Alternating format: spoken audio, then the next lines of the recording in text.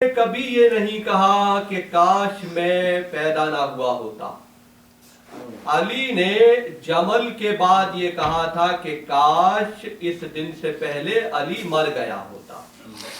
अगर किसी मासूम ने ये नहीं कहा कि काश मैं पैदा ना हुआ होता, क्योंकि मासूम हुज्जत इलाही है। मगर क्या मुसीबत शाम में पड़ी होगी कि आबिद बीमार ने एक मर्तबा बेसाख्ता कहा कि काश मैं पैदा ना हुआ होता तो अपनी फूफी को शाम के बलवाए आम में सरनंगे ना देखता।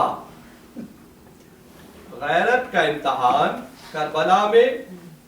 शाम हुई, खैमे जले, एक खैमा जलता था तो बीवियां दूसरे खैमे में चली जाती थी, वो खैमा जलता था तो बीवियां किसी और खैमे में चली जाती थी, यहाँ तक कि तमाम बीवियां आखिरी खैमे में जमा हो गईं और उस खैमे को भी आग लगा दी गई। अब सैयदा ज़ैनब ने ज़ैनुल आबिदीन से पूछा कि बेटा तुम इमाम वक्त हो, बताओ जल जाए या बाहर निकल जाए।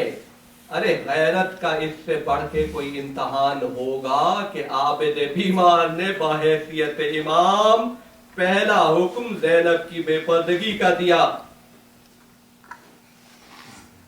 ये आबिद बीमार की जिंदगी थी। आबिद बीमार वक्त वो आया कि हिशाम इब्न अब्दुल मलिक ने मेरे मौला को जहर दे दिया।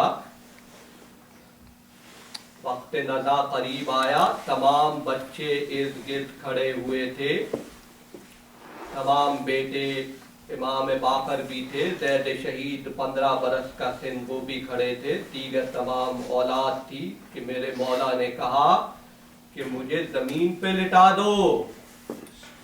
इमाम बाकर ने कहा बाबा जहर सरायत कर चुका, अब आपका जिस्म इस काबिल नहीं है कि आपको जमीन पे लिटाया जाए। कहा नहीं, मुझे जमीन पे लिटा दो, मुझे अपने बाबा याद आ रहे हैं। जनाब बेटों ने मिलके आबिद बीमार को उठाया, जमीन पे लिटाने लगे तो कहा कि ये चटाई हटा दो, ये फर्श तय कर दो। बेटों ने चटाई को हटाया, फर्श को तय किया, मेरे चौथे इमाम को रेत पर लिटा दिया। मौला ने अपने बाबा को याद किया, फिर गशी तारी हुई और अब जो आखिरी मर्तबा होश आया तो मेरा चौथा इमाम रोने लगा, मेरा बीमार इमाम रोने लगा। इमाम बाकर ने पूछा कि बाबा आप तो अली अकबर को बहुत याद करते थे, बाबा आप तो चचा अब्बास के फिराक में आहें भरते थे, बाबा आपको तो अपने बाबा से इतना प्यार है, अब तो आपके सब बिछड़े हुए से मिलने का वक्त आ गया, बाबा आप क्यों रोते हैं।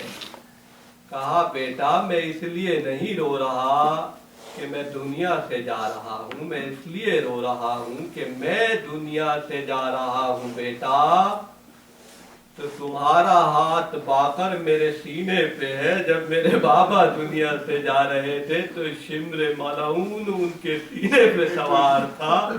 अरे बेटा मैं दुनिया से जा रहा हूँ तो यह आराम से तुम्हारे बीच में लेटा हुआ हूँ। जब मेरा बाबा दुनिया से जा रहा था तो लईनों का मजमा था, कोई पत्थर मारता था, कोई तीर मारता था, कोई तलवार मारता था। अरे बेटा तुमने मुझे रेत पर लिटा दिया। जब मेरा बाबा दुनिया से जा रहा था तो वो इस हालत में था कि ना उसका जिस्म रेत पर था, ना घोड़े की दीन पर, तीरों पे मुअल्लक हो गया था।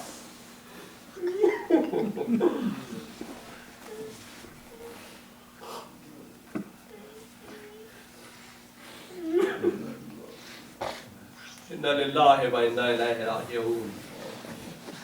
परवरदिगार हमारी इस खलील की इबादत को कबूल फरमा। परवरदिगार तमाम हाज़रीन मजलिस की तौफ़ीक़ात में इज़ाफ़ा फरमा। परवरदिगार अज़ादारी की हिफाजत फरमा।